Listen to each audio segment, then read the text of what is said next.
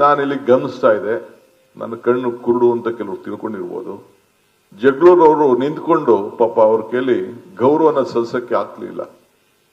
ಇಲ್ಲಿ ಯಾರು DC ಇದ್ದಾರೆ, ಯಾರು ಆಫೀಸರ್ಸ್ ಇದ್ದಾರೆ, ನೀವು ಗಮನಿಸಿ. ಸುಮಾರು 7-8 ಕಡೆ ಆ ನಾಡಗೀತೆ ನಡೀತಾ ಇರ್ಬೇಕಾದ್ರೆ ಇನ್ನ ಕೂತ್ಕೊಂಡೇ ಇದ್ದು. ಒಂದು ಗಮನದಲ್ಲಿ ನಾನು ಹೇಳಲಿಕ್ಕೆ ಬಯಸ್ತಾ ಇದ್ದೇನೆ, ನಾನು ನನ್ನ ಮೇಲೆ ನಾನು ವಾಚ್ ಇಟ್ಕೊಂಡಿದ್ದೇನೆ.